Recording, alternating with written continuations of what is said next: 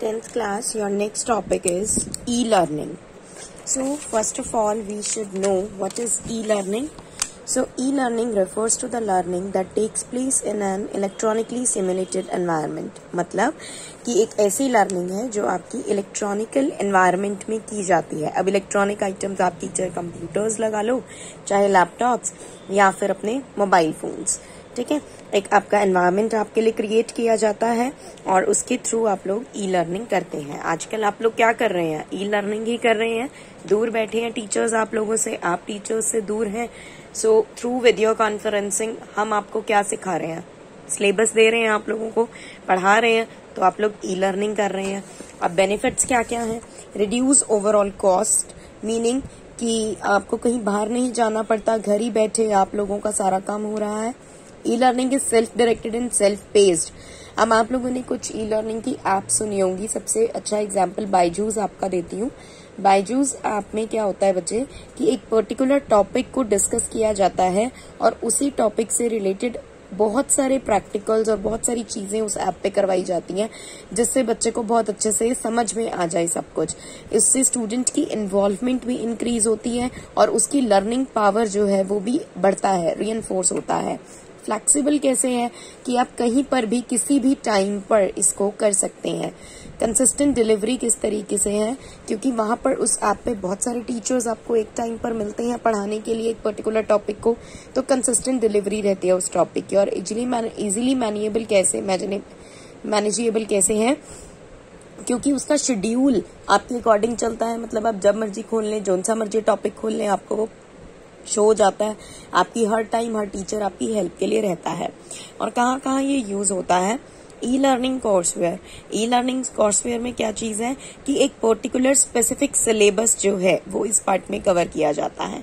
ई classrooms, अब आजकल जैसे हम लोगों ने अपना ऑनलाइन शुरू किया हुआ है, तो वो ई क्लासरूम ही क्रिएट किया हुआ है कि आप लोग अपना एक क्लास में होते हो सारे बच्चे और अकॉर्डिंगली फिर आप लोगों की क्लास चलती है. वहीं पर आपके टेस्ट होते हैं, वहीं पर आपके नंबर लगते हैं, डिस्कशन होती है, पढ़ाई होती है. असेसमेंट भी आपकी वही चीज है कि क्विजेस वगैरह जो हैं आपके टेस्ट क्रिएट करवाए जाते हैं. और ई सिमुलेशन में यही है कि प्रैक्टिकल चीजें जो है वो आप लोगों को समझाई जाती हैं ई लर्निंग में.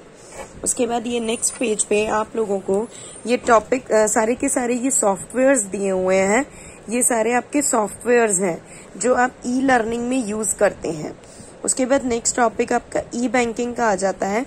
ई बैंकिंग में क्या कह रहा है कि availing the banking services through electronic measures via internet is called E banking.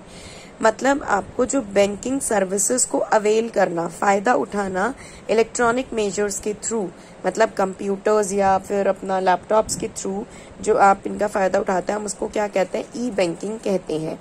अब ई बैंकिंग में आप लोगों का क्या क्या आ जाता है? PC banking. पीसी बैंकिंग वो होता है जो आप अपने पर्सनल कंप्यूटर से करते हैं और चाहे उसमें आप कुछ भी बैंक का कोई भी काम करें, फायदा उठाएं, जो भी है. उसके बाद इंटरनेट बैंकिंग, जैसे आप लोग अब जी पे करते हैं, पेटीएम यूज करते हैं, भीम पे यूज करते हैं, ये सब आपकी एप्स आ गई हैं. इसके थ्रू आप लोग क्या करते हैं? बैंक्स की सारी फैसिलिटीज का यूज करते हैं, बैंकिंग फैसिलिटीज का यूज करते हैं, फंड्स को ट्रांसफर करते हैं, बिल्स की पेमेंट करते हैं, चेक करते हैं आपने क्या क्या आपके अकाउंट बैलेंस में सेविंग्स हैं, क्या आपका मतलब डिपॉजिट्स हैं एंड ऑल.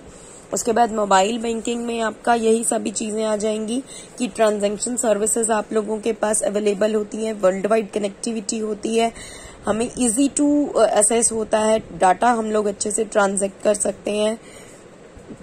और इंटरनेशनल और अपने स्टेट में अपने उसमें भी हम लोग without any intermediate financial institutions जो हैं हम उसमें भी डील कर सकते हैं. नेक्स्ट टॉपिक आपका आता है ई शॉपिंग का. तो ई शॉपिंग क्या होता है? The process of shopping done over the internet is called online shopping और ई शॉपिंग. मतलब जो शॉपिंग आप लोग इंटरनेट पर करते हैं हम उसको ऑनलाइन शॉपिंग या फिर ई शॉपिंग कहते हैं. और दोनों प्रोडक्ट्स और सर्विसेज को हम लोग परचेज कर सकते हैं ऑनलाइन. ठीक है, एडवांटेजेस क्या क्या हैं? सबसे बड़ी मेजर एडवांटेज तो ये है आपकी ऑनलाइन शॉपिंग की कि ये कन्वीनियंट होता है। अब कन्वीनियंट कैसे होता है कि बाहर जैसे बड़ी बड़ी सिटीज जो हैं वहां पर लोगों को अपने घरों से बाहर निकल के पार्किंग ढूंढने की जरूरत नहीं पड़ती है। जस्ट ऑनलाइन वो क्या करते हैं, अपना ऑर्डर कर देते हैं और वो चीजें जो है उनकी घर पर आ जाती हैं। और मतलब इंटरनेट उनको बस चाहिए और वो हमेशा रेडी टू परचेज रहते हैं। और 24 आवर्स जो है ऑनलाइन स्टोर्स जो है वो खुले रहते हैं। उसके बाद इक्वल एक्सेसिबिलिटी ऑफ प्रोडक्ट्स में क्या है कि कहीं पर भी, चाहे वो रिमोट एरियाज हैं, चाहे वो मेट्रो सिटीज हैं, कुछ भी है नॉन मेट्रो सिटीज हैं, हर तरफ जो है ऑनलाइन जो प्रोडक्ट्स हैं वो डिलीवर होते हैं। और उसके बाद डिसएडवांटेज क्या है कि फिजिकली लोग जो है वो फिजिकली स्टोर्स में नहीं जा सकते और एक्सपीरियंस नहीं कर सकते चीजों को देखने का। मतलब कपड़े पहनकर ट्राई नहीं कर सकते हैं, स्टफ को छूकर नहीं देख सकते हैं। और कभी कभी उनको होता है कि हमने तो ये कपड़ा आज ही पहनना है और उन्होंने ऑनलाइन ऑर्डर किया हुआ है तो वो टाइम पे डिलीवर नहीं होता है। आधों को डर रहता है कि हमारे जो क्रेडिट कार्ड की डिटेल्स हैं वो कहीं स्टील ना हो जाएं। और उसके बाद उनको नेक्स्ट है कि कई बार कस्टमर्स मंगवाते कुछ है, आता कुछ है, या चाहिए कभी होता है वो लेट डिलीवर होता है। कई बार कैश ऑन डिलीवरी की जो ऑप्शन है वो अवेलेबल नहीं होती है। तो ये सब चीजें हैं। और साइजेस का भी डिफरेंस रह जाता है कभी कभी, ठीक है। सो ये सब चीजें हैं जो आपकी डिसएडवांटेजेस में आ जाती हैं ई शॉपिंग की। उसके बाद आप लोगों की जो साइट्स अवेलेबल हैं, Flipkart, India times, Snapdeal, Jabong, ये सब आपकी क्या है, साइट्स हैं जिसके थ्रू आप लोग ऑनलाइन शॉपिंग कर सकते हैं। थ्रेट्स में क्या क्या रहता है, यही रहता है कि आपका सिस्टम में कभी वायरस ना आ जाए और सेंसिटिव डाटाज होते हैं जैसे आपकी यूजर आईडी या पासवर्ड कोई हैक ना कर ले, क्रेडिट कार्ड नंबर किसी को पता ना चल जाए, अनवांटेड स्पैम मेल्स ना आ जाए आपके पास, आपकी लोकेशन डिटेल्स शेयर ना हो जाए।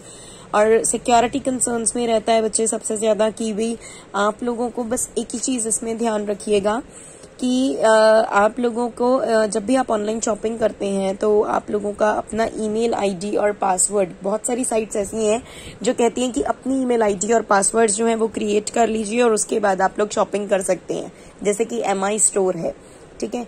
और उसके बाद वो आप लोगों को एक पासवर्ड देते हैं जिसको कि क्रैक करना होता है, जो कि हाफ स्मॉल वर्ड्स में होता है और हाफ कैपिटल वर्ड्स में होता है। कुछ नंबर्स होते हैं, कुछ अल्फाबेट्स होते हैं और उसमें से आप लोगों को गेस करना होता है कि क्या है।